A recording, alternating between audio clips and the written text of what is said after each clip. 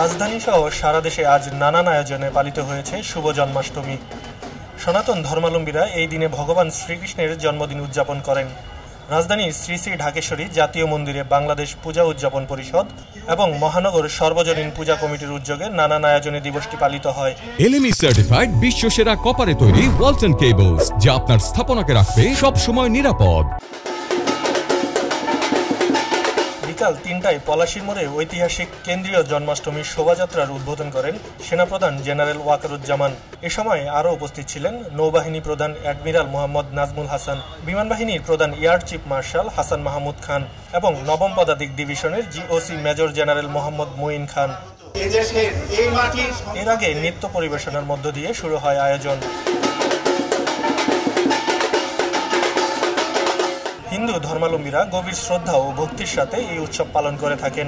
অনেকে এই দিনে উপবাসও করেন। নেচে গিয়ে নানান সাজে সেজে আনন্দে মাতেন সনাতন ধর্মাবলম্বীরা। তার এই জন্মদিনটা আসলে আমি উত্তেজিত হয়ে যাই সাজার জন্য। ভগবান দিলে আমি তার রূপে সাজতেও পারি, কিন্তু তার মতো কখনো হতে পারবো না, ওটা আমি জানি। তার উদ্দেশ্যে একটা কথা বলবো, যদি কোনো ভুল করে থাকি সে যেন মাফ করে দেন, যদি নিজের ইচ্ছায় কোনো পাপ করে থাকি সে যেন নিজে শাস্তি দেন। দুষ্টের দমন, শিষ্টের পালন।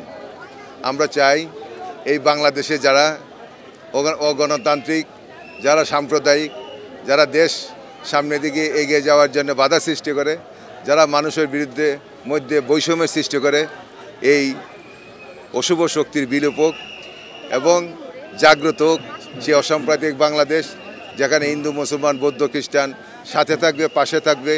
আমরা সবাই মিলে ধর্ম যার যার, রাষ্ট্র সবার আমরা পালন করব। দেশবাসীর জন্য দেশে যেন সুস্থ সবলভাবে সব কিছু চলে, সবাই যেন ভালো মতো থাকে, দেশের বিভিন্ন আইন শৃঙ্খলা দেন, বিভিন্ন টাইপের যেগুলো প্রবলেম হচ্ছে সেগুলো যেন সব শেষ হয়ে যায়।